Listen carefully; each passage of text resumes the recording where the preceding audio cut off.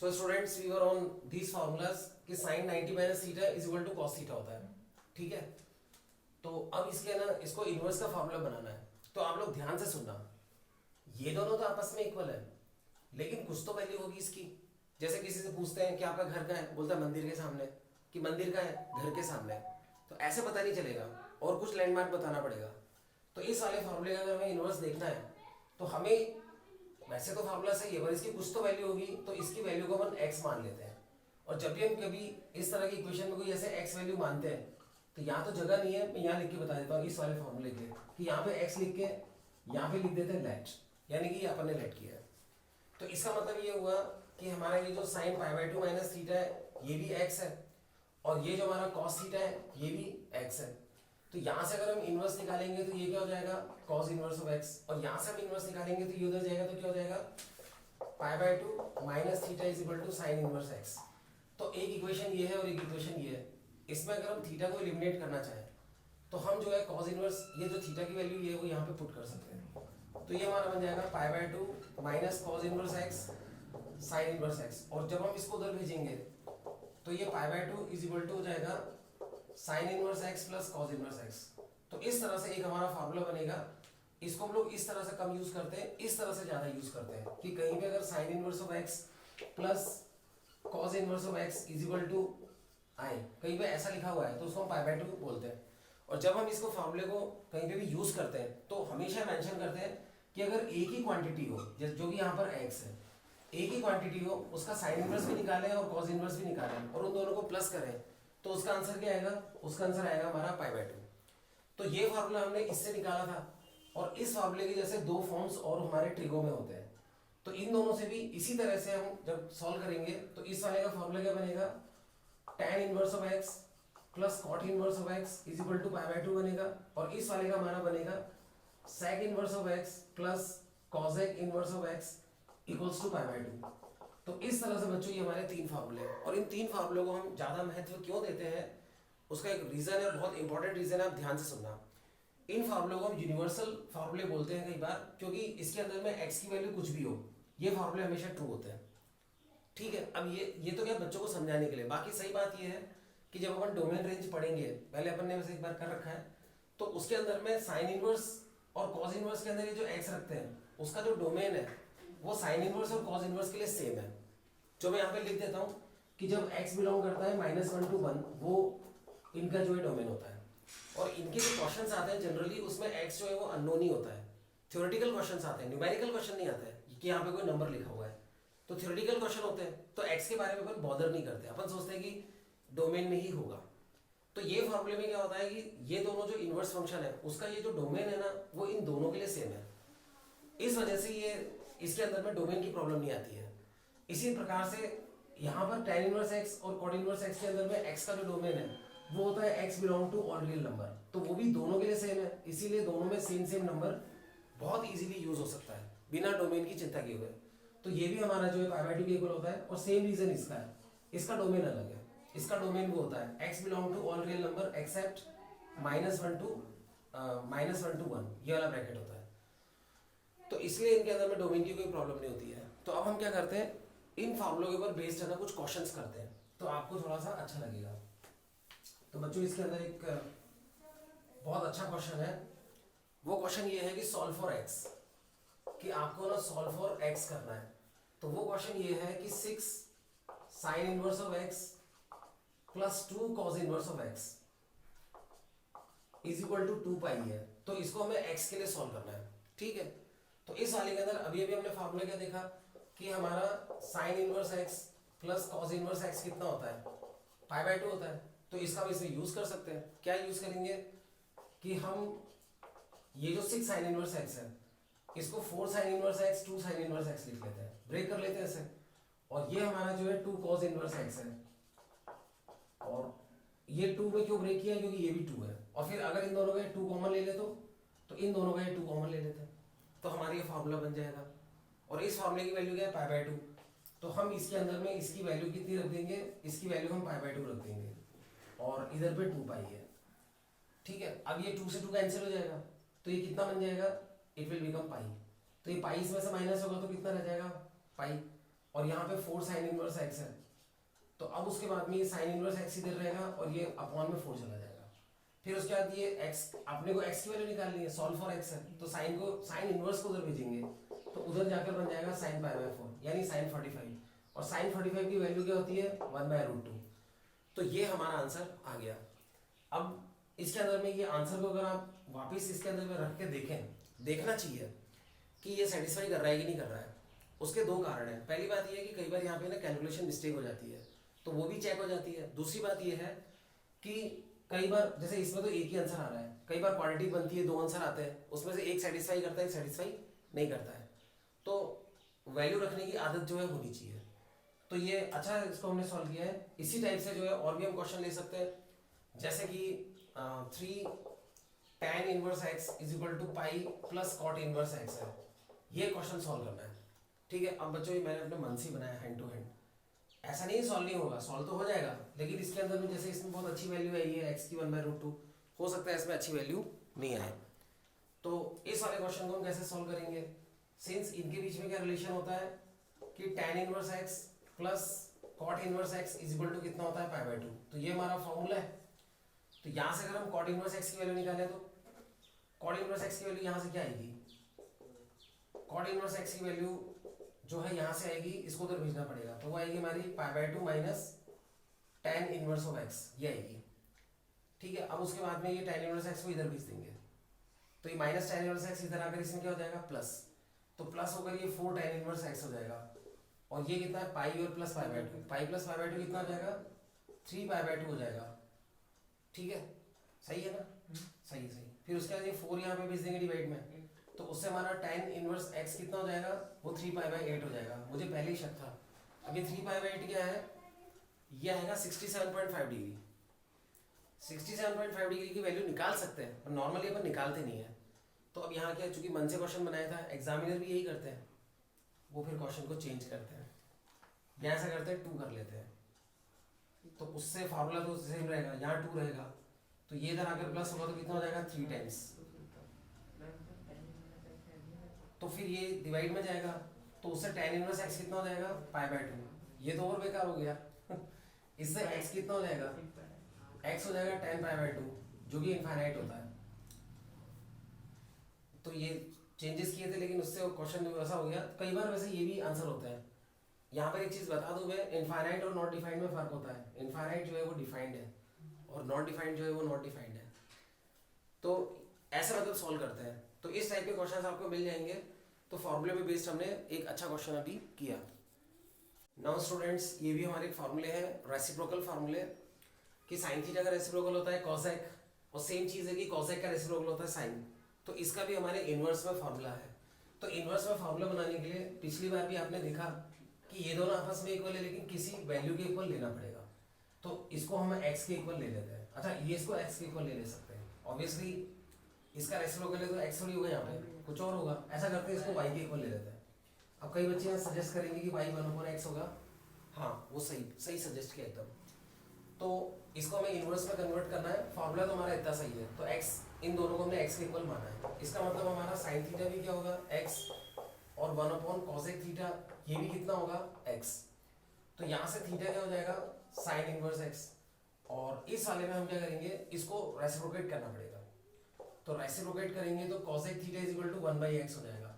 तो theta is equal to जाएगा cosec, ये उधर जाएगा ना, तो cosec इनवर्स ऑफ 1/x। तो अब हम यहाँ देख सकते हैं कि ये भी x के इक्वल है साइन इनवर्स x, और थीटा के इक्वल है, और ये भी थीटा के इक्वल है। तो दोनों जब एक ही चीज के इक्वल है, तो ये दोनों आपस में इक्वल होंगे। तो इसका मतलब sine inverse x is equal to cosec inverse of 1/x होगा। अगर हम ये सेम प्रोसेस इसके साथ में चलाते हैं, इसको हटा देते हैं, इसके साथ में चलाते हैं, तो इस वाले के अंदर हमारे सॉल्व होकर आएगा कि जो cosec इनवर्स ऑफ y होगा, वही हमारा साइन इनवर्स ऑफ 1/y होगा।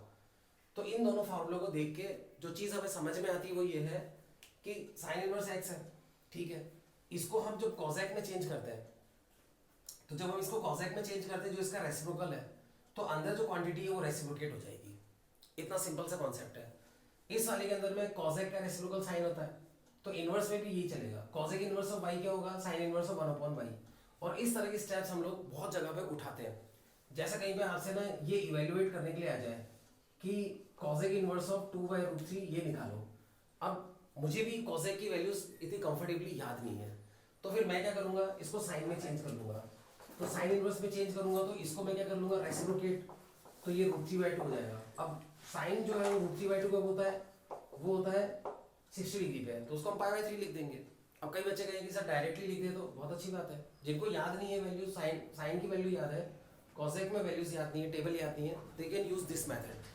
तो इस तरह से हम लोग इसमें मेथड यूज करते हैं। अब बच्चों हम लोग एक क्वेश्चन करेंगे इसी मेथड पे बेस्ड, जो कि बहुत अच्छा क्वेश्चन है और डिफरेंशिएशन का है। अच्छा, एक चीज और इसके साथ में, अपन ने साइन और कॉसेक को लेकर ये फार्मूले बनाए। रेसिप्रोकल रिलेशन टैन और कॉट में भी है और इसमें भी है, कॉस और सेक में, तो उनमें भी सेम फार्मूले हैं कि जैसे यहाँ पे आपका सेक इनवर्स ऑफ एक्स लिखा हुआ है, तो आप उसको कॉस में चेंज करेंगे तो वो रेसिप्रोकल हो जाएगा, क्योंकि कॉस और सेक एक दूसरे के रेसिप्रोकल है। सेम जो है टैन इनवर्स ऑफ एक्स और कॉट इनवर्स ऑफ एक्स में, क्योंकि वो दोनों एक दूसरे के रेसिप्रोकल है। तो इसके अंदर अब मैं इसको रब करके एक बहुत अच्छा क्वेश्चन लिख रहा हूँ। So students, here is our question, y is equal to sine inverse of this thing plus sine inverse of this quantity है, और इसको ना डिफरेंशिएट करना है। ठीक है, तो इसका dy/dx निकालना है। तो dy/dx निकालने से पहले हम इसको क्या सिंप्लीफाई करेंगे। तो इस वाले के अंदर में ये क्वांटिटी तो ऐसी रहेगी, और इस वाले के अंदर भी इसको हम cos इनवर्स में चेंज कर लेते हैं। तो जैसा भी हमने डिस्कस किया कि sec इनवर्स का रेसिप्रोकल होता है, sec का रेसिप्रोकल cos होता है, तो cos इनवर्स लिखेंगे तो अंदर ये जो क्वांटिटी है वो यहाँ पे चेंज हो जाएगी। ठीक है, तो ये अंदर ये जो क्वांटिटी है वो रेसिप्रोकल हो जाएगी, क्योंकि sec का रेसिप्रोकल होता है cos, तो cos में चेंज करेंगे तो क्वांटिटी रेसिप्रोकल हो गई, और ये क्वांटिटी एज इट इज आएगी। तो इस वाले को भी लिख लेते हैं। अब इसके अंदर एक देखने लायक चीज है, अंदर ये जो क्वांटिटी है वो जो भी है तो दोनों में सेम, और सेम क्वांटिटी का अगर हम साइन इनवर्स और कॉस इनवर्स निकाल के प्लस करते हैं तो उसकी वैल्यू हमारी क्या आती है, π/2। तो इससे y इज इक्वल टू π/2 हो जाएगा, और पाई ये कांस्टेंट है, तो जब हम इसका dy/dx करेंगे यानी y डैश करेंगे तो आंसर क्या आएगा, 0। तो ये एक बहुत अच्छा क्वेश्चन है, बोर्ड्स में भी आ चुका है। तो ये हमारे भी जो हम कॉन्सेप्ट पढ़ रहे हैं उसके ऊपर एक बहुत अच्छा क्वेश्चन है। तो इस क्वेश्चन को करके ये समझ में आता है कि डेरिवेशन करना कितना इंपॉर्टेंट है, उससे हमारे बेसिक्स कितने अच्छे होते हैं। नाउ स्टूडेंट्स, ये भी एक हमारा ट्रिगो का बहुत अच्छा क्वेश्चन है, बहुत अच्छा फॉर्मूला है। इस फॉर्मूले को भी हमने इनवर्स के अंदर में बना रखा है, इसका भी, इस फॉर्मूले का हमने इनवर्स में ट्रांसफॉर्मेशन कर रखा है, वो बहुत इंपॉर्टेंट है। तो वो ट्रांसफॉर्मेशन ये है, इसका हमें ट्रांसफॉर्मेशन करना है। तो मैं एक बार आपको बता दूं कि ये हमारा ट्रिगो का बहुत ही इस्टेब्लिश्ड, बहुत ही फेमस फार्मूला है। तो हम इसको बहुत इज्जत के साथ जो है इनवर्स के अंदर ट्रांसफॉर्म करेंगे। तो इसके अंदर हम क्या करेंगे, लेट करेंगे कि जो हमारा tan a है वो x है, और tan b जो है वो y है। यहाँ पर a जो है, a और b एंगल्स हैं, और x और y कोई ना कोई नंबर्स हैं। तो यहाँ से अगर हम इनवर्स निकालें तो a हमारा क्या हो जाएगा, a हमारा tan इनवर्स ऑफ x हो जाएगा, और अगर हम b की वैल्यू निकालें तो वो हमारा tan इनवर्स ऑफ y हो जाएगा। ठीक है, अब हम इसके अंदर में धीरे धीरे ये सब वैल्यूज पुट करेंगे। तो tan a को हमने क्या माना है, x, और tan b को हमने क्या माना है, y। यही चीज हम नीचे रखें तो ये x और y आ जाएगा। ठीक है, अब हम इसको उधर ले जाएंगे तो a और b यहाँ पे रहेगा और tan उधर चला जाएगा, तो ये हमारा tan inverse of x plus y upon 1 minus x y हो जाएगा। उसके बाद में नेक्स्ट स्टेप में a और b की इनवर्स वाली जो वैल्यू है वो हम रख देंगे। तो इनवर्स वाली वैल्यू यहाँ पे रखेंगे तो ये हमारा tan inverse of x plus tan inverse of y बन जाएगा, और इधर हमारा जो है tan, ये तो एज इट इज ही रहेगा ये जो है। तो इस तरह से ये हमारे इनवर्स का एक फार्मूला बन गया, बहुत ही इंपॉर्टेंट फार्मूला है। इस फार्मूले को हम लोग इनवर्स के अंदर में कंबाइन करने वाला फार्मूला बोलते हैं।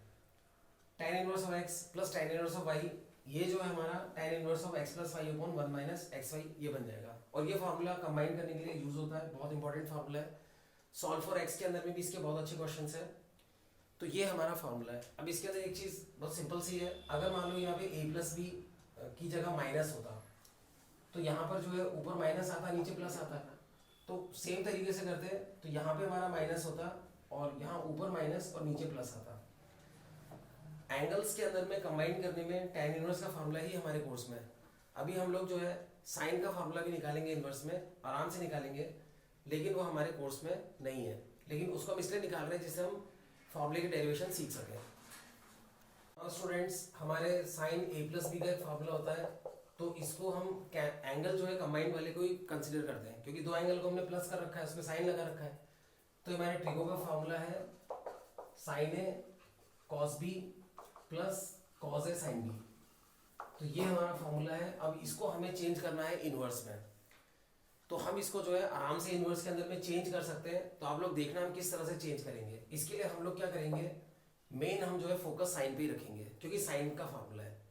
तो इस वाले के अंदर हम साइन ए जो है उसको x मानेंगे और जो साइन बी है उसको y मानेंगे। अब यहाँ पे कॉस बी और कॉस ए भी है, उनको हम अलग से नहीं मानेंगे, उनको हम जो है इनमें चेंज कर सकते हैं, ठीक है। क्योंकि आप जैसे कॉस ए को कुछ मानोगे कि कॉस ए को चलो एक्स वाई मान लिया तो जेड मान लो, वो सब गलत है, क्योंकि आप ए एंगल के लिए कुछ ना कुछ मान चुके हो, तो अलग से कुछ अब मानने की जरूरत नहीं है, केवल हम साइन के अंदर ही मानेंगे।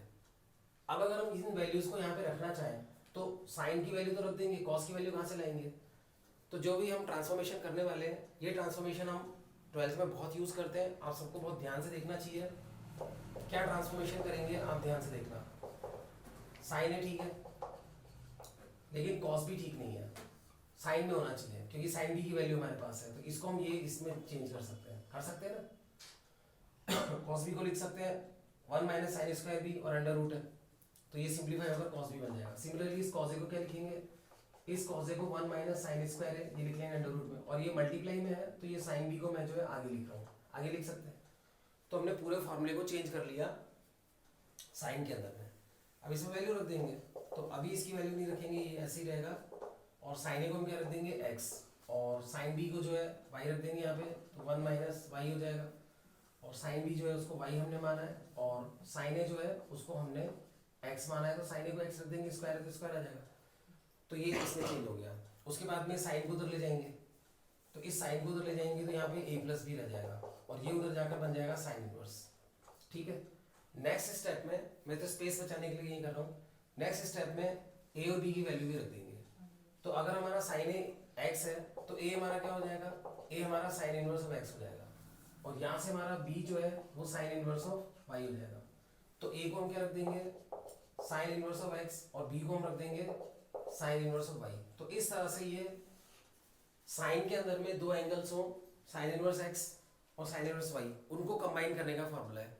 यहाँ पर एक चीज बहुत ध्यान से आपको सुननी चाहिए, मैंने क्या कहा, दो एंगल्स हो, तो यहाँ पे ये जो साइन इनवर्स x है ये एक एंगल है जो a है, प्लस साइन इनवर्स y ये भी पूरा एक एंगल है।